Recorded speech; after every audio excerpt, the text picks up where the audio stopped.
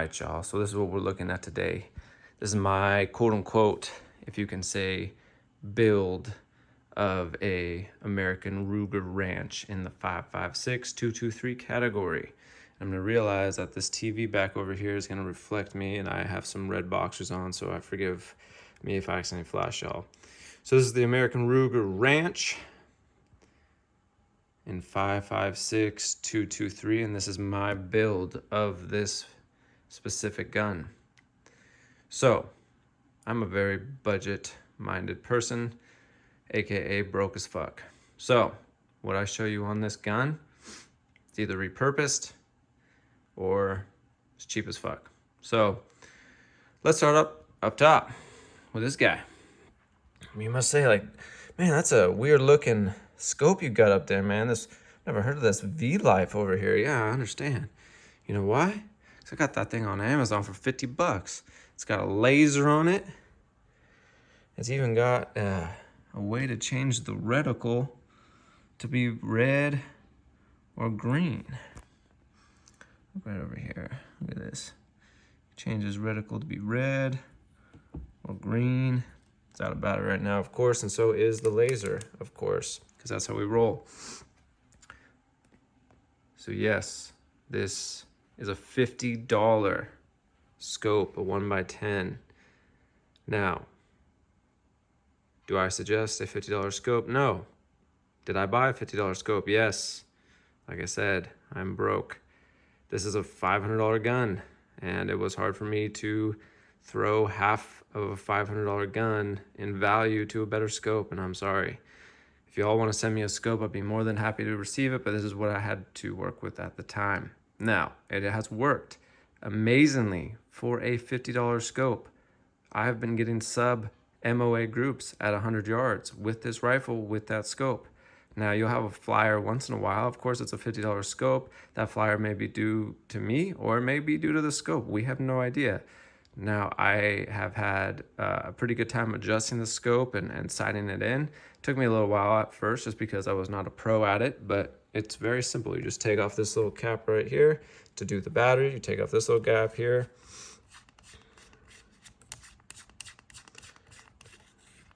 Sorry, a little awkward there. There we go, easy. And you take off that cap over there too. So you got easy adjustments on this guy for 50 bucks.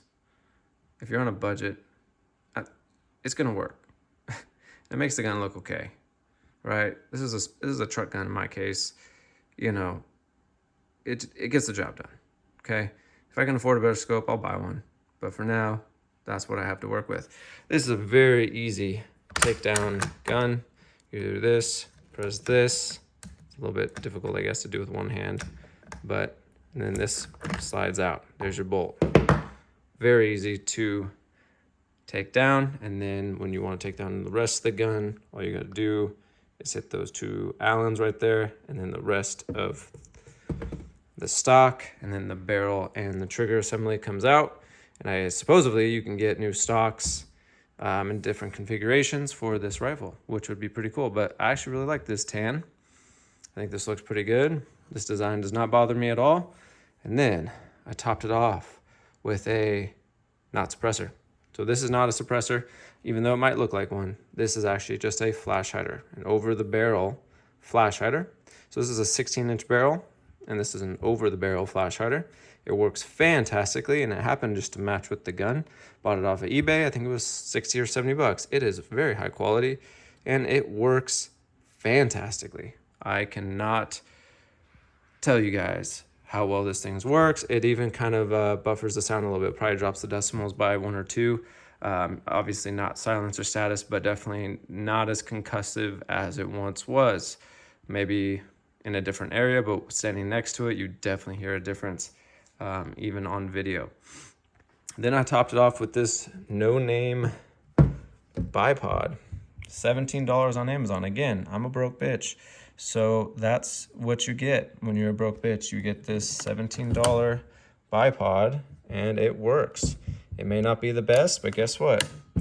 I've been getting sub MOA groups with it, and I can't complain. So until I have a failure on it, I'm not going to talk a bunch of shit about it. Now you're going, whoa, look, isn't that a Streamlight?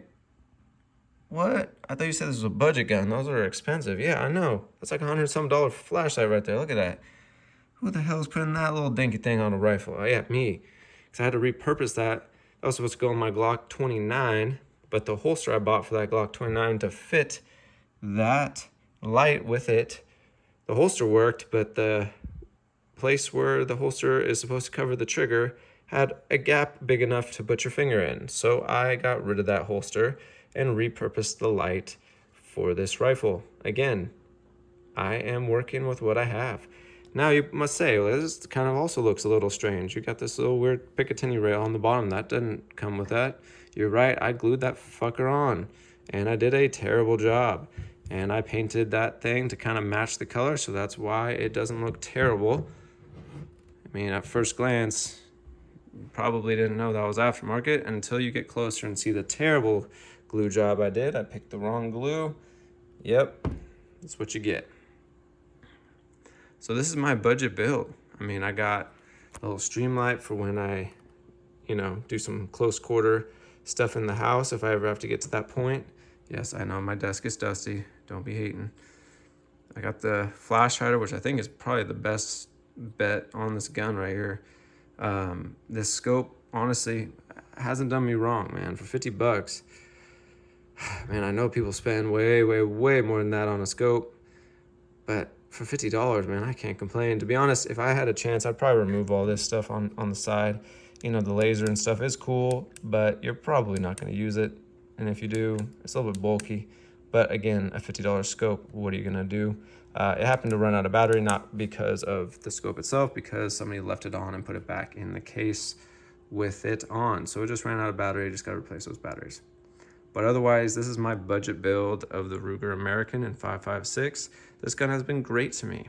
The only one little thing I have an issue with, or been recently having an issue with, has been the extractor.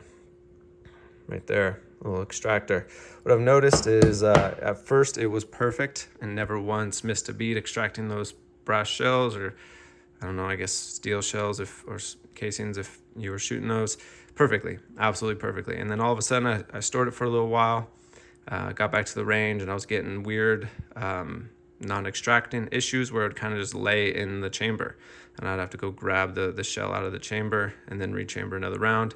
And then other times it would work perfectly. So I kind of worked on this a little bit, tried to lube it up, clean it out a little bit. I thought maybe it was just dirty because it is spring, tension. So I was like, maybe let's clean it out.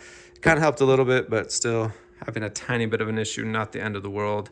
I'm sure I could take it apart and fix whatever is wrong with it if it was something that was a big deal, but it hasn't been causing me that much grief. Yes, the bipod was cheap, but it is working. Yes, I do have a small subcompact handgun light on the front, but I am doing what I can with this rifle for my budget, and I think for what I want, it has been working pretty good. So all in, I'm probably under 700 bucks, and fun 223 5.56 little rifle to take to the range or to keep in your truck for the coyotes or whatever you find out there. With that flash hider on there, it's going to cover your position a little bit better. It's a good little rifle for that. Very light on recoil, obviously, because the 5.56 is light on recoil, but this butt pad definitely does. If you had a larger caliber, this would definitely help with that as well. But yeah, you could shoot this thing one-handed and not have an issue with the recoil, because obviously 5.56 is very light, so you don't really have to worry too much about that.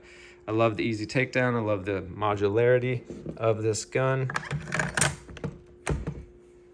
But this is just my build on this specific rifle.